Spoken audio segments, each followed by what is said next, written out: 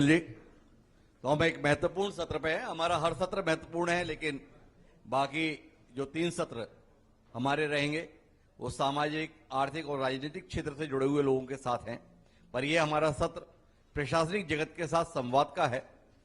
मेरी बाईं तरफ इस जिले के जिलाधीश नीलेश कुमार महादेव क्षीरसागर जी हैं। महादेव भी उनके नाम में है, क्षीरसागर मतलब विष्णुदेव जी के निवास का स्थान उनके नाम के साथ में है। मुझे पहले तो उनसे यही समझना होगा कि महादेव जी को हम तो कैलाश जी पर देखते थे, ये क्षीरसागर के साथ उन्होंने जो नाता बिठाया नीलेश जी, वो थोड़ा हमें समझाएं कि इसकी क्या कहानी है। और मेरी दाईं तरफ निखिल जी हैं, जो पुलिस अधीक्षक की भूमिका में है। बड़ी कठिन परिस्थितियों में उनके पास में कांकेर जिले की कमान आई है। कितना वो आशंकित मनोदशा में इस जिले की तरफ आए थे, ये जानने में हमारी दिलचस्पी है। लेकिन हम संवाद का सिलसिला शुरू करें उससे पहले एक बार जोरदार तालियां आपकी अपने लिए, एक सार्थक बातचीत का हिस्सा बनने के लिए आप इस सभागार में मौजूद हैं। तो शुरुआत नीलेश जी से करते हैं। नीलेश जी, बाकी तो जानना ही है, पर आपके नाम की जटिलता को सबसे पहले जानना है। एकदम यूपीएससी टाइप पहला ही सवाल हो गया हिमांशु जी द्वारा। इसमें खास तौर पे मैं बताना चाहूंगा कि मैं महाराष्ट्र प्रांत से बिलोंग करता हूं, और महाराष्ट्र में जो नाम लिखने का एक परिपाठी है, उसमें सबसे पहला जो नाम रहता है यानी नीलेश कुमार, ये मेरा खुद का नाम है। मेरे भाई का नाम विजय कुमार और मेरा नाम नीलेश कुमार, इस तरह से पिताजी ने नाम रखे थे। महादेव जो मेरे नाम के अंतर्गत आता है, तो वो मेरे पिताजी का नाम है, यानी मेरे पिताजी का नाम महादेव भिकाजी क्षीरसागर है पूरा, तो उनके नाम में भी उनके पिताजी का नाम है। और क्षीरसागर जो है वो मेरा टाइटल यानी सरनेम जो है क्षीरसागर है। हालांकि महाराष्ट्र में जो सरनेम्स रहते हैं उससे जाति का पता नॉर्मली नहीं चलता है। तो इस तरह से क्षीरसागर अगर आप देखेंगे तो सभी जातियों में ये सरनेम मिल जाएगा। तो इस तरह से मेरा नाम की उत्पत्ति है, इस तरह से है। लेकिन मुझे लगता है कि नाम की उत्पत्ति तो उन्होंने बताई, पर एक बड़ी खूबसूरत बात बताई। वो बताइए कि आप अपनी परंपरा और अपनी पहचान को पीढ़ी दर पीढ़ी हस्तांतरित करते हैं। एक खूबसूरत परंपरा कि आप अपने पिता को जीवन पर्यंत, जिस पिता के कारण आपका जीवन आता है, उसे अपने नाम के साथ जोड़कर रखते हैं। मुझे लगता है इस परंपरा के लिए एक बार जोरदार ताली। और शुरुआत नीलेश जी इससे करते हैं, बतौर कलेक्टर, बतौर जिलाधीश कांकेर में 2 साल पूरा करने जा रहे हैं। लोग इस जिले में साल नहीं गुजार पाते, आप 2 साल गुजार दे रहे हो। सेटिंग कैसे बैठे रही है? इसमें सही में यानी कांकेर जो हमारा बस्तर का एक द्वार भी कहा जाता है, और मैं हमेशा कहता हूं कि कांकेर जिला मेरा हालांकि चौथा जिला है, लेकिन मैं इतने सभी जिलों में कलेक्टर रहने के बावजूद भी यहाँ की जो सभी स्थितियां बहुत अलग है। यानी यहाँ पे पकांजूर जैसा एक क्षेत्र भी है, चरामा भी है, अंतागढ़, आमाबेड़ा जैसे अलग एरियाज भी है। तो यहाँ के सभी ब्लॉक्स के भी आशा आकांक्षाएं भी बहुत भिन्न है। ट्राइबल बाहुल्य एरिया है, तो उसमें बहुत सारे अन्य विषय भी रहते हैं, और उससे सब में माइनिंग का भी बहुत बड़ा क्षेत्र इसमें आता है। इस कारणवश हमेशा यहाँ पे कुछ मांग, कुछ लोगों की आशा आकांक्षाओं के कारण चक्का जाम हो या कुछ धरना चलता रहता है, और जाहिर बात है कि प्रशासन को उसको सॉल्व भी करना पड़ता है। इतना मेरा ने आपका जो सवाल था उसका जवाब मैं अगर देना चाहूंगा तो सभी लोगों के साथ सहयोग बहुत अच्छा मिला। मुझे लगता है वही कारण है कि लगभग 2 साल अभी मैं पूरा कर रहा हूं। नहीं, सभी के साथ सहयोग लेने की बात तो सभी करते हैं, पर आप कैसा सहयोग ले पाए जिसमें रायपुर भी सदा हुआ है और कांकेर जिला भी सदा हुआ है? दूसरा, आपसे जानना है, आपकी बातचीत में बार बार आशा आशा आ रहा है, ये आशाराम जी परेशानी है या समाधान है?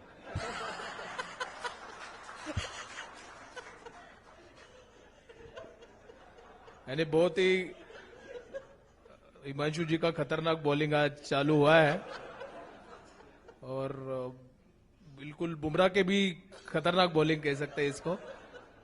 तो इसमें पहले कहना चाहूंगा कि अब 15 साल की सेवाएं हो गई, तो साधना तो अब सबसे आना अब एक फितरत हो गई बोल सकते हैं, और मुझे लगता है समाधान ही है। और जब तक सामने है तब तो समाधान ही है। लेकिन नीलेश जी, अब थोड़ा समझना चाहूंगा, कांकेर के साथ में एक बड़ी जटिल स्थिति है। कांकेर जिला मुख्यालय पे लोगों को इतना बेहतर कुछ नहीं दिखता, पर जितना कांकेर जिला मुख्यालय से दूर जाते हैं उतना ही बहुत कुछ दिखाई देने लगता है। खदान, खदान के साथ संभावनाएं, संभावनाओं के साथ समस्याएं, कैसे जूझ रहे हैं इनसे। कांकेर जिला मुख्यालय के तौर पर कितना उपयुक्त लगता है आपको? 2 साल का तजुर्बा क्या कहता है आपको? नहीं, बिल्कुल, यानी आपका सवाल जायज है और मुझे लगता है कि ये फिर से एक रिपीटेशन भी हो जाएगा। मैं बहुत सारे इस जिले के बहुत सारे कार्यक्रम में ये बात पहले भी कह चुका हूं कि मैं जब यूपीएससी का एक सवाल यानी एग्जाम लिख रहा था, तो एक सवाल था, मुझे अभी भी याद है। उसमें ये कहा गया था, सवाल ऐसा था कि सुदूर क्षेत्र के जहां पे पानी की प्रचुरता है, मिनरल्स बहुत ज्यादा मात्रा में उपलब्ध है, जहां पे बहुत ज्यादा फॉरेस्ट कवर भी है, पानी भी प्रचुर मात्रा में आता है, ऐसा संपन्न एरिया जो है देश का, वही जो देश का क्षेत्र है, वो सबसे ज्यादा ट्राइबल लोग भी वहां रहते हैं। और डाइकोटोमी ऐसा वर्ड था उसमें ये कहा गया था कि वही क्षेत्र सोशल इंडिकेटर्स में बहुत पीछे है और वही क्षेत्र जो है गरीबी में भी ज्यादा गरीबी वही क्षेत्र में दिखता है। तो एक जगह पे इतना संपन्न एरिया होने के बावजूद भी इस तरह की जो स्थिति दिखती है, उसको आप कैसे सुलझाएंगे, ये डाइकोटोमी को, ये सवाल था।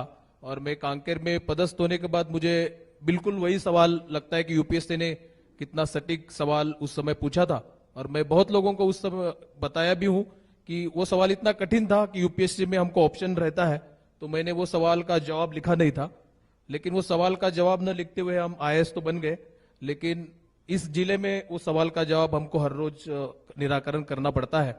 और मैं कहना चाहूंगा कि बहुत ज्यादा मिनरल्स अच्छी तरह से होने, लो आईएस के यहाँ पे है, पानी की भी प्रचुर मात्रा है, वन क्षेत्र भी है, और कहाँ पे लोग थोड़े पीछे है।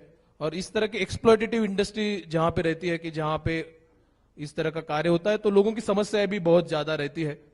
तो प्रयास यही है कि लोगों की जो आशा आकांक्षा है उनको निराकरण किया जाए, उनके क्षेत्र में जो विकास की उनकी निराकरण किया जाए। और उस क्षेत्र में खासतौर पे नक्सलवाद के कारण इतने साल बहुत सारे जो डेवलपमेंट थे, विकास के कार्य थे, ब्रिज हो, पुलिया हो, रोड्स हो, वो नहीं हो पाए। तो प्राथमिक तौर पे वो ज्यादा से ज्यादा जल्दी से जल्दी, क्योंकि अब शांति बहाल हो रही है, तो उसको दिया जाए। तो उस तरह से प्रयास करके कार्य करते रहते हैं। मैं निखिल जी के पास जाऊं उससे पहले एक सवाल और लेना चाहूंगा, कितना बड़ा अंतर है, क्योंकि मैं अभी विक्रम जी के साथ बैठा हुआ था, तो विक्रम जी बोल रहे थे कि बहुत इलाके खुल गए हैं, मतलब प्रशासन की पहुंच बहुत अंदर तक हो गई, जो एक लंबे अरसे से कटा हुआ था। वहां की परिस्थिति में और जहां पर व्यवस्थाएं पहुंच रही थी, कितना बड़ा अंतर है? और अब उस अंतर को पाटने के लिए सामान्य तौर पर काम चल रहा है, या नीलेश जी को लगता है कि इसके लिए वाकई एक सुव्यवस्थित रणनीति की जरूरत है, क्योंकि अंतर बड़ा है और लंबे समय से वो विकास से अछूते रहे? बिल्कुल, यानी इसमें एक बहुत रणनीति की भी आवश्यकता है। यानी अभी भी 1-1.5 साल पहले की स्थिति में लगभग 1 लाख आबादी छूटी हुई थी कि जिनको ऑल वेदर कनेक्टिविटी यानी ब्रिज नहीं थे। तो मैं इसमें सभी हमारे लोग भी यहाँ उपस्थित है उनको बताना चाहूंगा कि बस्तर संभाग के लिए पूरे केंद्र सरकार की और राज्य सरकार की ओर से, और खास तौर पे नक्सली क्षेत्र के लिए बहुत बड़ा एक योजना लॉन्च होने जा रहा है। भविष्य में वो लॉन्च भी हो जाएगा आगामी 2-3 महीने में। इसमें लगभग 3 से 4 हजार करोड़ रुपीस की लागत से ये जो विकास के कार्य होंगे, जिसमें मोबाइल टावर से लेके ब्रिज हो, रोड्स हो, या अन्य भी जो आवश्यक चीज आधारभूत संरचना है, उनसे हमारा पूरा सूची भी केंद्र सरकार द्वारा, होम मिनिस्ट्री द्वारा लिया गया है। और इसको एक बहुत प्लान तरीके से पूरे केंद्र शासन और राज्य शासन द्वारा किया जाएगा। तो ये जो अछूटा हुआ क्षेत्र है, मुझे लगता है कि आगामी 3-4 सालों में ये सभी कार्य हो जाएंगे। आगामी 3-4 सालों में ये सारे काम हो जाएं। मैं आता हूं निखिल जी के पास। गरियाबंद से कांकेर का जब तबादला आदेश की जानकारी आपको मिली, तो फोन कॉल्स किस लिए आए? बधाई देने के लिए या सहानुभूति देने के लिए? मैं 1 महीने के लिए फाउंडेशन कोर्स पे गया हुआ था दिल्ली में, और दिल्ली से जस्ट वापस आया ही था, तो तब आदेश आया था। तो मन में ये था हमेशा, गरियाबंद जब मैं आया था तो एक नक्सल उन्मूलन के ऊपर अच्छा काम हम लोग कर रहे थे, तो था कि पूरा खत्म होने तक मैं गरियाबंद में रहूं तो एक हमेशा मुझे याद रहेगा कि उसमें हम अच्छा कुछ काम कर पाए।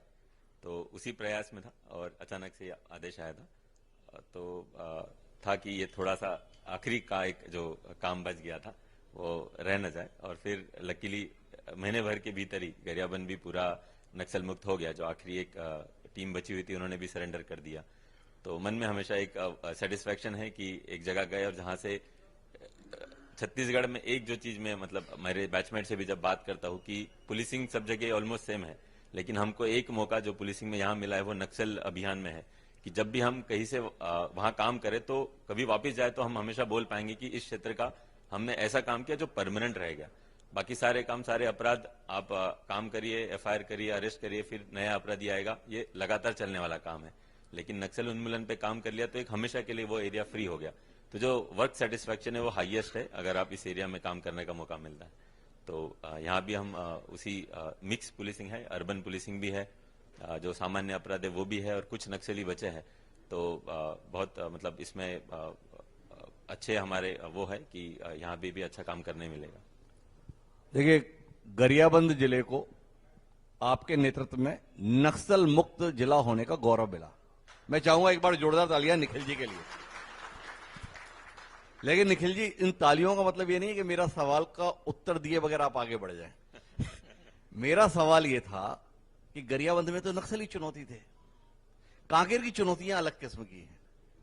तो जब कांकेर जिले की कमान अब आपको संभालनी है, उस समय पर लोगों ने क्या प्रतिक्रिया दी? अरे निखिल अच्छा भला कर रहा था, कहां फंस गया? कांकेर ऑलरेडी दंगा चल रहा था, तनाव बना हुआ था, नीलेश जी ने भी बोला होगा थोड़ा संभल कर। तो थोड़ा बताइए ना कि कांकेर के संदर्भ में जो बताया गया था और जब यहां पर आकर आपने इतना समय बिता लिया, क्या समझ में आया? यहां की चुनौती क्या है? चुनौती के रूप में देखेंगे, जब चल भी रहा था अमावेड़ा में जो पूरा जो सीक्वेंस था, तो जब हम लोग वीडियोस वगैरह भी देखे थे तो काफी एक वो था कि जो पूरा आंदोलन भी चला था और फिर हिंसक रूप जब लिया था, तो एक चैलेंज तो मैं मानता हूं कि एक बड़ा चैलेंज था। लॉ एंड ऑर्डर के रूप से ये रोजाना हम लोग कहीं ना कहीं परिस्थिति में, जैसे कई ऐसे होते हैं कि चक्का जाम वगैरह की भी हर हफ्ते कोई ना कोई ऐसी बात आती है। फिर जैसे धर्म परिवर्तन वाली जो बात लेकर भी मुद्दे आते हैं, तो ये लगातार मतलब हर क्षेत्र में एक सब डिवीजन नहीं बोलूंगा मैं, पूरे जिले भर में कुछ ना कुछ अलग तरीके से एक लॉ एंड ऑर्डर की एक चुनौती है ही। साथ में जो क्राइम्स भी है, जो आमतौर के क्राइम्स है, जैसे अभी रिसेंटली आपने देखा होगा एक हत्या का एक बड़ा प्रकरण आया था। तो सारे तरीके की यहाँ पे क्राइम्स है। एक्सीडेंट हमारे यहाँ पे एक बड़ा मुद्दा है कि रोजाना कोई ना कोई एक एक्सीडेंट होता है। अभी आमाबेड़ा में ही एक बस पलट गई थी, तो हर हफ्ते कोई ना कोई एक बड़ा एक्सीडेंट होता है। तो हर फ्रंट पे पुलिसिंग के इसमें चुनौती है। नक्सल फ्रंट भी कुछ अभी बचे हुए हैं, तो वो भी एक चुनौती है। तो गरियाबंद से यहाँ तक के लिए एक बड़ा मैं मानूंगा कि कांकेर जिला बहुत बड़ा है। गरियाबंद के रूप में अगर हम अपराध में भी देखें और चुनौती में भी देखें तो काफी बड़ा है। लेकिन कांकेर या बस्तर के जो जिले हैं उन्हें एक सहूलियत रही, नक्सल के खिलाफ लड़ाई में बड़ी संख्या में सेंट्रल फोर्स भी रही। पर यहां पर एक बड़ी चर्चा जो रही है, जो रायपुर तक जिसकी आवाज गूंजती है, वो धर्मांतरण के संदर्भ में है। जो औद्योगिक गतिविधियां हैं, खनन गतिविधियां हैं, उसके कारण लॉ एंड ऑर्डर की स्थिति है। तो दृष्टि से क्या स्थिति है आपकी? संसाधनों की दृष्टि से, संख्या बल की दृष्टि से, क्या आपके पास पर्याप्त पुलिस फोर्स है जैसी परिस्थितियां यहाँ की हैं, या उस कमी से जूझ रहे हैं? नक्सलियों के लिए तो आपको सेंट्रल फोर्स मिल गई थी, पर राज्य की चुनौती के संदर्भ में पर्याप्त फोर्स मैं मानता हूं कांकेर जिले में पर्याप्त फोर्स है। और जैसे रेंज भी, जो बस्तर रेंज है उसमें भी अभी जैसे बस्तर फाइटर की भी भर्ती हुई थी, डीआरजी भी है। तो अब जैसे ऐसे समय में हम लोग की ये भी ट्रेनिंग हम अब करा रहे हैं कि जो बस्तर फाइटर के लड़के हैं और साथ साथ इस भी लॉ एंड ऑर्डर की चुनौती में भी उनको वो ट्रेनिंग मिल जाए, ताकि ऐसी परिस्थिति आने पर उनका भी उपयोग इसमें किया जाए। जब आपके पास फोर्स पूरी मौजूद है तो फिर यहां पर तनाव इतना ज्यादा क्यों हो जाता है कि उसकी गर्माहट राजधानी तक पहुंच जाती है? यहां का विषय यहीं पे हैंडल क्यों नहीं हो पाता? पुलिस में जो एक चीज हम समझते हैं कि सूचना हमारे लिए सबसे उपयोगी, सबसे महत्वपूर्ण चीज होती है। हम कभी भी आंदोलनकर्ता से ज्यादा संख्या में कभी नहीं रहेंगे, हमेशा पुलिस फोर्स कम ही रहेगा। लेकिन सूचना सही समय पे सही जगह की सूचना हो, और जो फोर्स हमारी है वो उस तरह ट्रेन हो कि किस तरह ऐसे परिस्थिति में उसने डील करना है। तो उसमें हम लोग अभी काम भी कर रहे हैं और लगातार इसमें हम लोग का प्रयास जारी रहता है। और जन सहयोग भी इसमें बहुत जरूरी, जब जनप्रतिनिधि भी ये समझ ले कि हमको भी लॉ एंड ऑर्डर में शासन प्रशासन का सहयोग रहे, तो हर जनप्रतिनिधि जब अपने आप को इसी स्कीम में ढाल ले कि किस तरह से हमको सारी चीजें प्रेजेंट करनी है, तो ये सभी सहयोग से कभी संख्या का कभी वो नहीं रहेगा कि पुलिस बल इतना होगा तभी लॉ एंड ऑर्डर सामान्य रहेगा, संख्या हमेशा कम रहेगी। तो ये जो जनप्रतिनिधियों को लेकर आपने बात की, क्या अनुभव आ रहा है आपका? इन जनप्रतिनिधियों से कभी कभी समाधान भी मिलता है या हमेशा समस्या ही जानकारी में आती है? हमेशा अभी तक मेरा जितना अनुभव रहा है तो बहुत अच्छा रहा है सभी जनप्रतिनिधि से, सारे कार्यक्रमों में भी और ऐसे सहयोग में भी, तो हर जगह बहुत अच्छा अब तक के मेरा अनुभव रहा है। मतलब आपका मानना है कि छत्तीसगढ़ के बाकी जिलों के जनप्रतिनिधि अलग हो सकते हैं और कांकेर के जनप्रतिनिधि अलग हैं? नहीं, गरियाबंद में भी मेरा यही अनुभव रहा है कि सारे जनप्रतिनिधि, पक्ष विपक्ष हो, लेकिन सभी जनप्रतिनिधि का बहुत अच्छा सहयोग रहा है। चलिए, ये तो जनता बताएगी कि उसे जनप्रतिनिधि कितने ठीक लग रहे हैं। पर मैं वापस नीलेश जी आपके पास आना चाहता हूं और कांकेर क्षेत्र के संदर्भ में जानना चाहूंगा कि अभी यहाँ की चुनौती क्या है। सरकार तो अपने स्तर पर काम करती है, पर बतौर प्रशासनिक अधिकारी आपने किन चुनौतियों को यहाँ के संदर्भ में महसूस किया है कि आने वाले समय में इन चीजों पर ध्यान देने की जरूरत है? इसमें खास तौर पे जैसे पहले ही हमने कहा कि नक्सली खास क्षेत्र के कारण जो आधारभूत संरचना की कमी थी, उसमें तो अब लगातार काम तो चल ही रहा है, हमने ब्रिजेस भी बना रहे हैं। लेकिन मुझे लगता है कि कांकेर की सबसे जो बड़ी चुनौती के रूप में नक्सलवाद के खत्म होने के साथ जो सामने आ रही है, हम सब लोगों को ने जो हम काम कर रहे हैं, उसमें खास तौर पे जो युवा है उनको किस तरह से रोजगार मिल जाए, वो किस तरह से पढ़ के आगे बढ़े और प्रदेश के विभिन्न जिलों में जाके कार्यरत हो या पूरे देश विदेश में जाने के लिए किस तरह से कार्य किया जाए। क्योंकि अगर युवा को काम नहीं मिलेगा तो खास तौर पे अशांति का माहौल बना रहेगा और पूरा जिला और प्रदेश भी आगे नहीं बढ़ पाएगा। इसके लिए जैसे हमर लक्ष्य करके कार्यक्रम चलता है जिसमें 10वीं 12वीं में अच्छे से हम पढ़ाते तो बच्चे टॉपर भी आ रहे हैं। उसके साथ साथ खासतौर पे शासकीय सेवा या अन्य जो भी सेवाओं के बच्चे ज्यादा चले जाए, क्योंकि 80s 90s में दिखता था कि कांकेर से बहुत सारे लोग अच्छे पद पे रहते थे, लेकिन पिछले 15 20 30 साल में थोड़ा यह संख्या कम हो गई थी। तो हमने इसीलिए मावा मोदल करके एक लाइब्रेरी भी चालू कराया है सभी हमारे तहसील हेडक्वार्टर्स पे, और वहां पे सीजीपीएससी हो, व्यापम हो या अन्य भी जैसे क्लैट के एग्जाम हो, एनडीए के एग्जाम हो, उनको भी प्रिपेयर करा रहे फ्री ऑफ कॉस्ट, ताकि बच्चे बहुत ज्यादा से पढ़ाई लिखाई में ध्यान दें, उसमें आगे बढ़े और देश विदेश में भी कार्यरत हो जाए। तो वो एक मुझे लगता है हमको काम करने की आवश्यकता है, उसमें हम काम कर रहे हैं। एक चुनौती के संदर्भ में आपसे बात करना चाहता हूं। यहां पर सारे कांकेर के प्रमुख लोग बैठे हैं। आपका नक्सल मोर्चे पर जबरदस्त अभियान चल रहा है, सरकार का चल रहा है। नियत निर्णय जैसी योजना भी आप चला रहे हैं। बता दें कि आपने जो है पुनर्वास के लिए, नक्सलियों के आत्मसमर्पण को प्रोत्साहित करने के लिए बड़ी आकर्षक नीति अपनाई है। अब जिले में 2 किस्म के लोग हैं। एक जो नक्सली हिंसा से पीड़ित रहे, एक जो नक्सली हिंसा के कारक रहे, मतलब जिन्होंने गोलियां चलाई। दूसरा वर्ग है जिन्होंने गोलियां खाई। अब गोलियां जिन्होंने चलाई थी उनका हृदय परिवर्तन हो गया या आपने दमखम दिखा दिया इसलिए उन्होंने बंदूक छोड़ दी, उनको तो सहूलियत मिल रही है। जिन्होंने गोलियां खाई थी, जिनके परिवारों ने गोलियां खाई थी, उनके अंदर कोई वेदना नहीं है, उनके अंदर कोई पीड़ा नहीं है। वो इस बात से परेशानी नहीं महसूस करते हैं कि इन लोगों ने ये काम किया था, इनको इतनी सहूलियत दी जा रही है और हमने भुगता था, हमारे लिए क्या हो रहा है। बतौर प्रशासनिक अधिकारी इसको कहीं देख पा रहे हैं? नहीं, बिल्कुल नहीं। ये एक बहुत ही अच्छा सवाल भी हम लोग कह सकते हैं। इसमें खासतौर पे जो नक्सली लोग हिंसा के कारक थे, उनको, क्योंकि सरकार का व्यू और विजन और जो काम था कि इनको इस हिंसा से दूर करना है, तो आकर्षक उनको पुनर्वास पॉलिसी तो दी है। जो खासतौर पे इसके कारण पीड़ित रहे, जिसको हम नक्सल पीड़ित भी कहते हैं, उनके लिए भी सरकार की कुछ व्यवस्था रही। खासतौर पे अगर कहाँ मृत्यु हुए थे तो उनको जॉब भी किया जा रहा है। लेकिन कहाँ कहाँ समस्या आती है, जैसे कल ही हमारा जो सीएस सर के माननीय मुख्य सचिव जी के वीसी में और उसके पहले भी एक वीसी में था कि जैसे मान लो कोई नक्सल पीड़ित है, उसको हम प्रधानमंत्री आवास तो नहीं दे पा रहे, जी लेकिन जो नक्सल सरेंडर है उसको मिल रहा है, तो उसमें भी कुछ सहूलियत देने का सोच चल रही है। इसके साथ साथ सुकमा और अन्य जिलों में भी कुछ मांग थी, तो सरकार उस पर विचार कर रहा है कि इस तरह का जो एक थोड़ा फर्क दिख रहा है उसके लिए कुछ किया जा सके। लेकिन अभी भी जो पॉलिसी है खासतौर पीड़ित लोगों के लिए भी बहुत सारी सुविधाएं सरकार द्वारा दी जा रही है।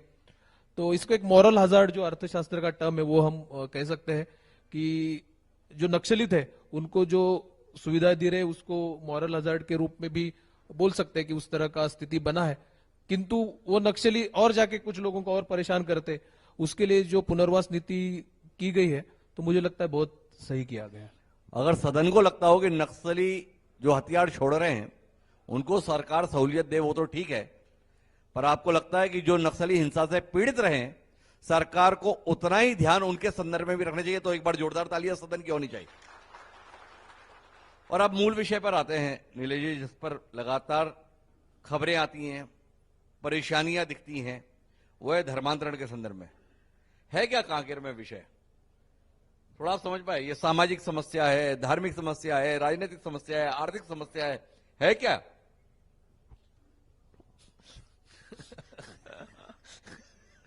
इसमें मैं बताना चाहूंगा कि धर्मांतरण को लेके खास तौर पे जो हमारा एक सुदूर क्षेत्र है, आदिवासी बाहुल्य क्षेत्र है, शेड्यूल 5 का क्षेत्र भी है, यहाँ पे संविधान के आधारित भी बहुत सारी सुविधाएं क्योंकि जनजाति बाहुल्य क्षेत्र के कारण दी गई है। तो इसमें जो भी समाज अगर इस तरह के, इसमें फिर मैं कहना चाहूंगा कि दो बहुत ही कॉम्प्लिकेटेड विषय है, क्योंकि संविधान किसी भी धर्म को प्रचार करने का अधिकार भी देता है। इसके साथ साथ जो हमारा ये क्षेत्र है यहाँ पे कुछ प्रोटेक्शन भी संविधान द्वारा ही दिया गया है, उसका एक टकराव की स्थिति अपने यहाँ पे देखने को मिलती है। खास तौर पे बहुत सारे जगह पे वो शिकायत जायज भी है कि किस तरह का प्रलोभन देकर कुछ अलग तरह का अंधश्रद्धा बनाते हुए धर्मांतरण किया जाए, कि जो एक बहुत ही गलत बात है। और इसके लिए जनजातीय समाज में काफी आक्रोश है कि ये जो भी स्थिति बन रही है, तो उस कारणवश जो आक्रोश है तो उसमें लोगों का विरोध हो रहा है, तो लॉ एंड ऑर्डर के हिसाब से फिर हमको उसको देखने पड़ता है। तो ये जो एक संविधान के प्रदत्त दोनों, क्योंकि हम अधिकारी के रूप में कोई राजनीतिक विचार न करते हुए संविधान के जो अधिकार है उसी तर्ज पे ही, उसी चश्मे से ही ये पूरे जो एक संघर्ष है उसको देखते हैं। तो लगता है कि ये दोनों के टकराव की स्थिति में लॉ एंड ऑर्डर बनी रहे, कहाँ किसी को परेशानी न हो और एक शांति व्यवस्था बनाए रखे, इसके लिए हम लगातार प्रयास करते रहते हैं। तो दोनों जो समाज है उनके भी लगातार बातचीत हम लोग करते रहते हैं और प्रयास यही रहता है कि संविधान के दोनों जो अधिकारों का कहाँ पे हनन न हो। मैं इस पर निखिल जी से बात करूंगा, लेकिन एक बात और आपसे समझना चाहूंगा कि बड़े पैमाने पर खनन गतिविधियां कांकेर जिले में शुरू हो गई हैं। लोगों की शिकायत रहती है कि बाहरी ठेकेदार आकर सब कर जा रहे हैं, बाहरी ठेकेदार आके शोषण कर रहे हैं। मतलब लोग विकास भी चाहते हैं, पर विकास के साथ में जहां पर भी कोई गतिविधि शुरू होती है उसके साथ में जिंदाबाद मुर्दाबाद भी शुरू हो जाते हैं। कैसा है ये चैलेंज, कैसे संतुलन बिठा रहे हैं? नहीं, इसमें ये भी बहुत बड़ा एक विषय है। इसको नॉट इन माय बैकग्राउंड, यानी मेरे पास में न हो, इस तरह का एक सिद्धांत है कि कचरे का बहुत बड़ा, मान लो जहां पे इकट्ठा होता है, कुछ जगह पे तो इकट्ठा करना रहता है लेकिन कोई नहीं चाहता वो हमारे जगह पे हो। उसी तरह से माइनिंग भी इतना एक्सप्लॉइटेटिव इंडस्ट्री है, इसके कारण पर्यावरण का डिग्रेडेशन हो या कुछ स्थितियां बन के कोई भी नहीं चाहेगा कि मेरे बैकयार्ड में या बैकग्राउंड में कोई इस तरह का माइनिंग का एक्टिविटी रहे। तो जो भी लोग उस क्षेत्र में रह रहे हैं तो उनका विरोध स्वाभाविक रहेगा, वो हम बात समझ रहे हैं। किंतु उसके साथ साथ विकास के लिए ये गतिविधि हमको करना भी पड़ेगा। तो उसको देखते हुए हमको लगता है कि इसमें बाहर के ठेकेदार आ रहे, एक बहुत ही शिकायत रहती है या बाहर के लोग आके दोहन कर रहे हैं और इस तरह का स्थिति रहेगा, जो अब उसमें बहुत बार बाहरी क्या है वो भी डिफाइन करना मुश्किल हो जाता है। यानी नॉर्थ ईस्ट में तो दूसरे गांव के आदमी को भी बाहरी कहा जाता है, उनका लैंग्वेज भी क्योंकि अलग रहता है। अगर देश का नागरिक है, देश का व्यक्ति है, तो वो संभव है कि हम उसको बाहर का भी बोल सकते हैं, लेकिन देश का ये भी हमको सुनना पड़ेगा। ये एक इंडस्ट्री इस तरह का है कि यहाँ के बहुत बड़ा पूंजी की जरूरत लगती है। कोई सामान्य व्यक्ति अगर चाहे, जिसके पास पूंजी नहीं है कि माइनिंग बना ले, जैसे अभी मैंने बात सुन रहा था नीचे बैठे हुए कि यहाँ पे बता रहे थे कि गोल्ड ब्लॉक ऑक्शन हुआ है, तो गोल्ड ब्लॉक ऑक्शन में हमको भी लगा कि यहाँ पे अब गोल्ड की खदान खुल जाएगी, अच्छा रहेगा आने पूरे प्रदेश के लिए। जो जिसको मिला था, जो व्यक्ति को मिला था, संस्थान को मिला था, वो बोले हमको गोल्ड की संभावना कम लग रही है और वहां पे संभवतः लो आयस्क मिलने की संभावना है। उन्होंने बहुत मेहनत किया, खर्चा भी बहुत लगा। बाद में पता चला वहां पे जो प्राथमिक रिपोर्ट है, भविष्य में कोई अलग रिपोर्ट आएगा तो ये नहीं कहेंगे कि कलेक्टर साहब उस समय बोले तो वहां कुछ नहीं। तो प्राथमिक रिपोर्ट जो आया है उसमें ना वहां लो आयस्क है और गोल्ड का तो कोई सवाल ही नहीं है। तो ये जो करने के लिए पूंजी बहुत बड़े पैमाने पे लगती है। तो कोठारी जी की सारी उम्मीदें तो यहीं पे दोस्त कर दी। नहीं मिल सकता है, यानी अभी के इसीलिए प्राथमिक रिपोर्ट मैंने कहा। तो बाहर के व्यक्ति रहेंगे, लेकिन इसका फिर हल क्या है, मैं बहुत बार सोचता रहता हूं कि हमारे जिले के लोग कैसे इसमें माइनिंग में आगे बढ़े, हमारे क्षेत्र के लोग कैसे करें। बहुत बार हमारा सोच थोड़ा छोटा रहता है, हम मध्यम वर्ग, हम सभी लोग रहते हैं, तो एक आध हाईवा हम लोग चला ले, हमारे कोई लोग ड्राइवर बन जाए, उसी में हमारा सोच खत्म हो जाता है। हम लोग भी, हमारे सब अधिकारी बोलते कि हम क्यों नहीं ये सोचते कि माइंस मैनेजर जो खास तौर पे किसी प्रदेश का रहता है, मैं नाम ले लेना चाहूंगा, वो बाहर से क्यों आए, हमारे यहाँ के बच्चे माइंस मैनेजर क्यों नहीं बनते। हमारे यहाँ के बच्चे माइंस मैनेजर बनना होगा तो उनको किसी माइनिंग इंस्टीट्यूट से अच्छे से पढ़ना पड़ेगा। हम भी बहुत बार जो हमारे लोग हैं कि कुछ आमदनी मिल रही है तो छोड़ते हैं, लेकिन वहां जाके काम सीखने का कोशिश नहीं करते। मुझे लगता है कि हमको वो एक, हमने खुद को एक संकुचित करके रखा है, उसको खोलना पड़ेगा और माइंस हम भविष्य में चलाएंगे करके अभी से काम करना पड़ेगा। तो मुझे लगता है हम माइंस मैनेजर का भी हम अगर सोचे तो आगे बढ़ सकते हैं। और इसमें प्रदेश के तो बहुत सारे लोग काम आपका करते हैं। सारा फोकस एजुकेशन पर है कि असल है कि आप पढ़ाई ठीक से करोगे तो कुल मिला के जीवन संवार पाओगे। बिल्कुल, क्योंकि जो जिले के ज्यादातर लोग हैं, कोई बहुत बड़ी पूंजी नहीं, मध्यम निम्न मध्यम वर्ग के ही है और जनजाति बाहुल्य है। तो एक श्योर शॉर्ट रास्ता अगर हम कुछ कहे, मैं ये नहीं कहना चाहूंगा किसी ने व्यवसाय नहीं करना चाहिए, बिल्कुल व्यवसाय में है, लेकिन उसके पहले अगर वो अच्छे से पढ़ेगा तो बहुत अच्छे से व्यवसाय करेगा। तो पढ़ने के अलावा पढ़ाई लिखाई और जो अच्छे कोर्सेस है उसके करने के अलावा मुझे नहीं लगता कि श्योर शॉट आगे बढ़ने का कोई रास्ता हमारे सभी के पास उपलब्ध है। पढ़ना तो अच्छे से चाहिए, वो पढ़ने के लिए शिक्षक विक्षक की व्यवस्था, स्कूल की व्यवस्था, या जाओ रायपुर, जाओ दिल्ली। बिल्कुल, यानी यही के स्थिति के लिए जिला प्रशासन, राज्य शासन भी बहुत अच्छा काम करता है। यहाँ पे एक मेडिकल कॉलेज भी अभी एस्टेब्लिश हो रहा है पिछले 3-4 साल से। पॉलिटेक्निक कॉलेज है हमारे यहाँ, 2 एग्रीकल्चर कॉलेजेस है।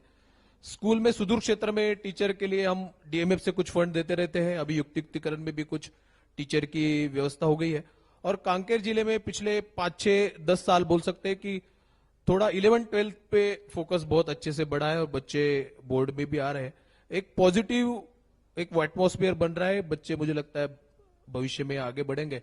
यानी मेरा सोच बहुत बार रहता है और मुझे लगता है हमारे सभी यहाँ के लोगों का भी रहेगा कि पुणे जैसे जिले से, जो तथाकथित संपन्न जिला कहा जाता है महाराष्ट्र का, वहां से मैं होके अगर कांकेर जिले में एक कलेक्टर के पद पे हूं तो मुझे बहुत बार लगता है कि कांकेर जिले का कोई लड़का अगर पुणे जिले का डिस्ट्रिक्ट कलेक्टर बनेगा तो मुझे लगता है कि हम जो काम कर रहे हैं वो उसका एक जो वही हमारा काम रहेगा। ऐसा मुझे लगता है कि वही हमारा काम रहेगा।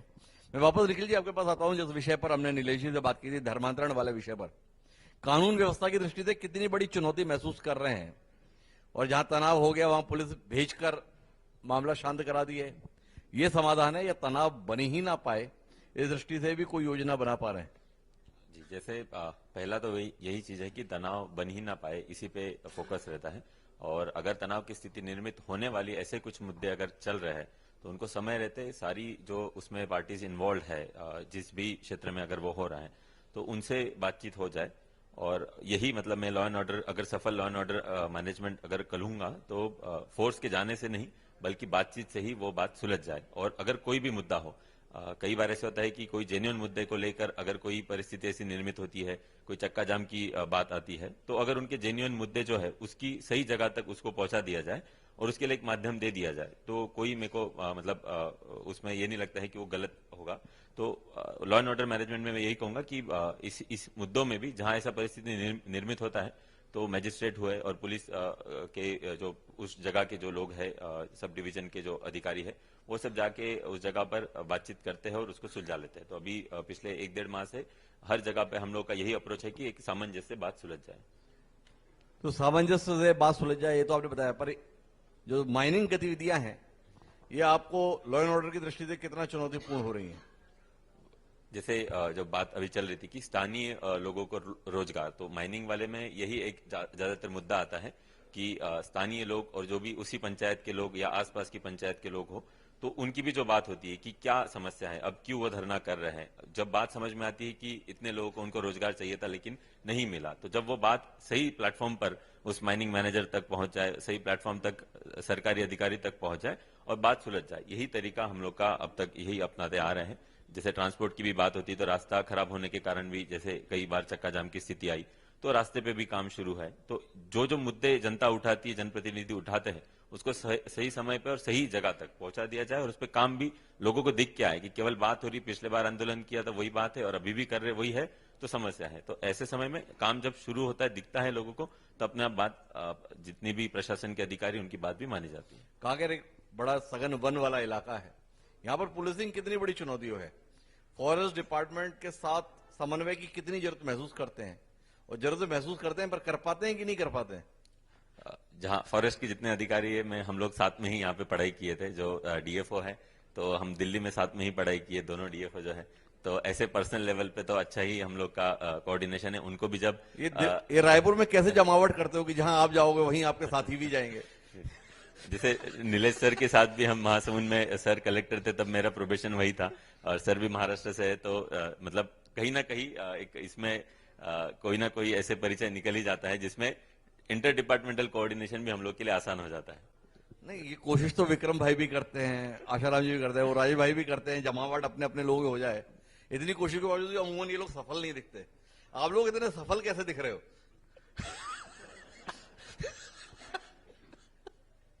सही मतलब ये अब ऐसा है कि सही हर कई जगह पे परिचय तो हो ही जाता है। गरियाबंद में भी था तो कोई ना कोई परिचय, जैसे वहां पे किसी के साथ काम कर लिया। मुझे 5 साल से ज्यादा हो गए छत्तीसगढ़ में। बस्तर में भी ये मेरा तीसरा डिस्ट्रिक्ट है, नारायणपुर और सुकमा में भी काम कर चुका हूँ। तो पुलिस में भी और अन्य विभाग में भी कहीं ना कहीं वो वहां काम किए, यहाँ आ गए, तो एक अच्छा परिचय पहले से होता है। एक छोटी सी पहचान भी हो तो फिर आगे बहुत ऐसा लगता है कि सालों से एक दूसरे को जान रहे हैं। पर राजनीति में तो बिल्कुल उल्टा होता है, जितना साथ में काम करते हैं उतने ही वक्त के साथ चाहते हैं कि इससे दूर हो जाए। इस अनुभव के संदर्भ में कुछ कहना आपका? अभी आप राजनीति जितने सभी जनप्रतिनिधि आए, जब आप चर्चा करेंगे तो हम भी जान लेंगे कि इस बार इसका क्या आंसर है। तो नीलेश जी, अपन आखिरी दौर की बातचीत पर हैं, इसके बाद हमारे जनप्रतिनिधियों के साथ संवाद का सत्र शुरू होना है। एक आपने जिक्र किया कि स्कूल से तो कुछ पैसा हम डीएमएफ से भी देते हैं। ये डीएमएफ जैसे ही कान में जाता है ना, तो केवल आंखें नहीं खुलती हैं, रोम रोम खुल जाता है छत्तीसगढ़ में। अभी डीएमएफ का कैसा चल रहा है? बाकी लोग ही बताएंगे अच्छे से। मतलब डीएमएफ जिस मंशा के साथ योजना के रूप में आया, कांकेर में आपका अनुभव क्या आया? जितने लोग बैठक में आते हैं वो ये बोलते हैं मेरा क्या हो रहा है, या बात ये होती है भैया इलाके में क्या हो रहा है? नहीं, मैंने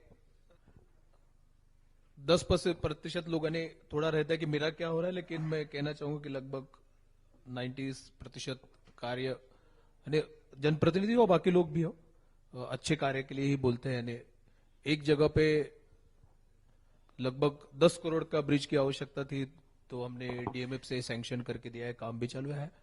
तो बहुत सारे बड़े काम भी डीएमएफ से लोग बोलते हैं। हमने कहना चाहिए कि प्रशासन का ही व्यू रहता है कि अस्पताल के कार्य के लिए हो या कुछ इस तरह के कोचिंग के कार्य के लिए हो, आधारभूत संरचना के कार्य के हो, जो काम डीएमएफ से हुए हैं।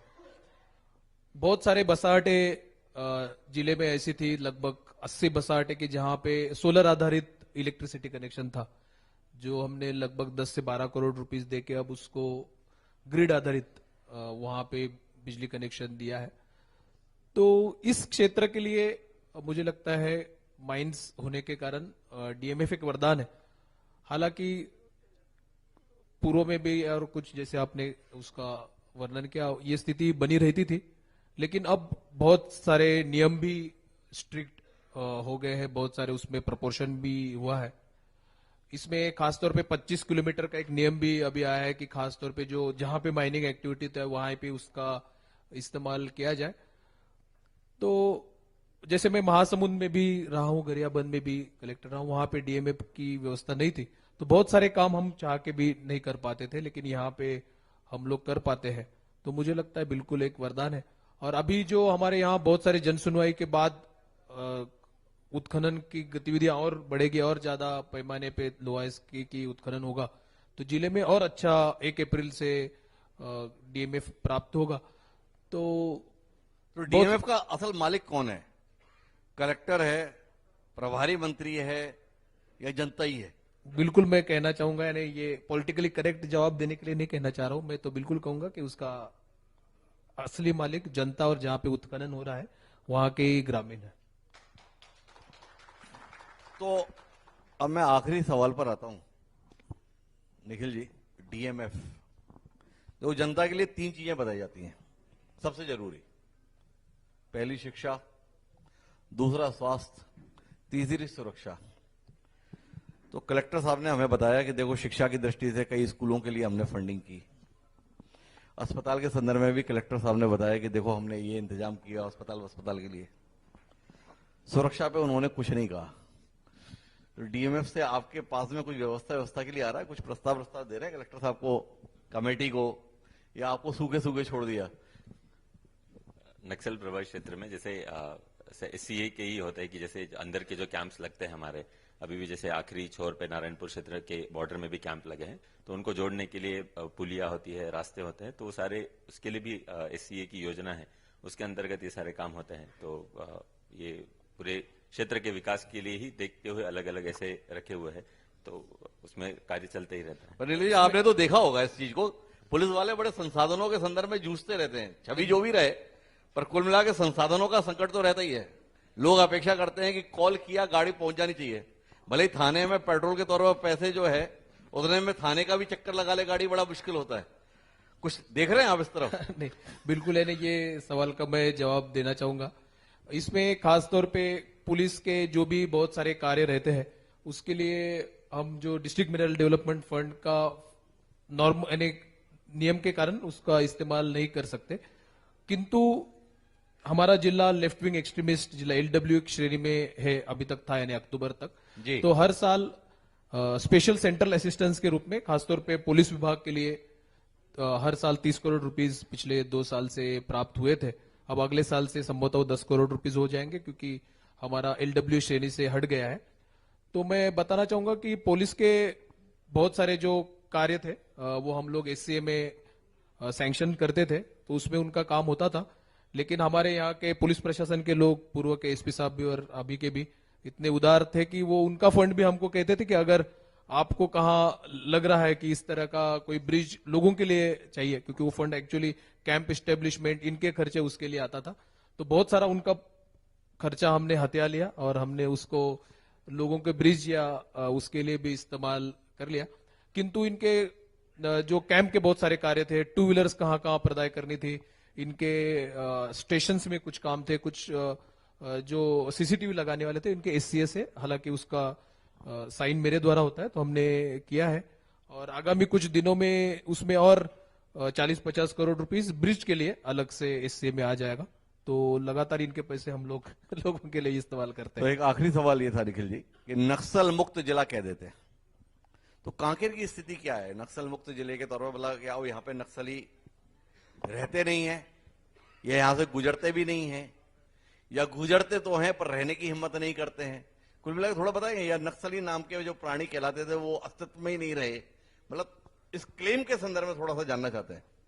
अभी कांकेर डिस्ट्रिक्ट में हम ऐसे देखेंगे कुल 35 के करीब नक्सली अभी बचे हुए हैं, जो परतापुर एरिया कमेटी जो नक्सलियों की है उसमें 3 थाना हमारा जो आता है, कोयली, बेड़ा, छोटे बेटिया और परतापुर, इस क्षेत्र में जो नारायणपुर से बॉर्डर करता है और महाराष्ट्र से बॉर्डर करता है, खासकर इसी एरिया में ये लोग अभी मूवमेंट में है।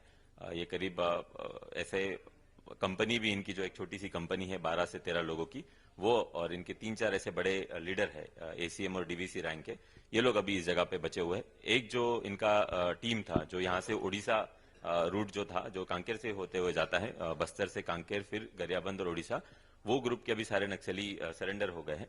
तो केवल जो हमारी ट्राई जंक्शन वाला जो एरिया है और इंटरस्टेट बॉर्डर है, उसी एरिया में अब सीमित जगह पर वो लोग रुके हुए हैं और हम लोग का लगातार प्रयास है कि सरेंडर हो या ऑपरेशन के थ्रू हो, तो लगातार कार्रवाई चल रही है कि जो बचे हुए भी लोग हैं वो सरेंडर कर दें। देश के गृह मंत्री और इस प्रदेश के मुख्यमंत्री अमित शाह जी और विष्णुदेव साय जी 31 मार्च 2026 नक्सल के संपूर्ण सफाई का दावा कर रहे हैं। इस हिसाब से आपके पास में कुल जमा 55 दिन बचे हैं निखिल जी, 55-57। कितनी परेशानी में है? ये हम लोग का वीकली भी मीटिंग होता है और लगातार हम लोग इसमें मतलब कोई ऐसा दिन नहीं जाता जिसमें हम लोग उसमें एक डेडिकेटेड कोई एफर्ट ना करें। आज भी अब जितने नक्सली यहाँ पे बचे उनके परिवार से एक अपील आकाशवाणी के माध्यम से भी आज सभी जगह पे प्रसारित करें, ताकि जो ज्यादातर नक्सली रेडियो सुनते हैं तो उसके माध्यम से भी एक सरेंडर का अपील, जो परिवार के अपने सदस्य की आवाज सुने और उसके आधार पर वो अगर सोच ले कि सरेंडर कर ले या अच्छी मैं वापिस जाऊंगा तो मेरा कौन इंतजार कर रहा है, तो एक अपील भी आज हम सब जगह से भेज रहे हैं। तो ये लगातार ऑपरेशन और सरेंडर का जो तरीका है उससे हम लोग कोशिश कर रहे हैं कि बिफोर डेडलाइन हमारा ये काम पूरा हो जाए। तो आप आश्वस्त हैं कि 31 मार्च जी 2026 दावा तो देश के संदर्भ में है, पर कांकेर नक्सल मुक्त हो जाएगा? जी, कोशिश हम लोग की इसमें है, जितने बचे हुए हैं उनको जल्द से जल्द सरेंडर कर दिया जाए। तो कांकेर भी 31 मार्च 2026 तक नक्सल मुक्त जिले के तौर पर पहचान बनाएगा, ये दावा है निखिल जी का। नीलेश जी के साथ बातचीत में सीधी बात यह है कि ये इलाका विकास की दृष्टि से काफी संभावनाएं राष्ट्रीय स्तर पर प्रदर्शित कर रहा है, पर इस इलाके के लोगों का भी विकास हो, इसके लिए बहुत ज्यादा जरूरी यह है कि यहां के लोग शिक्षा के संदर्भ में गंभीरता को लाएं और अच्छी शिक्षा आने वाली पीढ़ी को उपलब्ध कराएं। अगर लोग ठीक से शिक्षित हो पाएंगे तो वो सामाजिक क्षेत्र हो, राजनीतिक क्षेत्र हो, आर्थिक क्षेत्र हो, हर एक क्षेत्र में एक बेहतर प्रदर्शन कर पाएंगे। और नीलेश जी की इच्छा कि पूना का लड़का कांकेर का कलेक्टर हो गया, आने वाले समय में उम्मीद करते हैं उनकी इच्छा पूरी होगी कि कांकेर की कोई प्रतिभा पूना जैसे शहर का कलेक्टर बनेगा। इसी तरह आप दोनों का बहुत बहुत धन्यवाद नीलेश जी, और निखिल जी हमारे साथ बातचीत का हिस्सा बनने के लिए। आगे की कार्रवाई के लिए सोनल जी। थैंक यू, धन्यवाद सर। और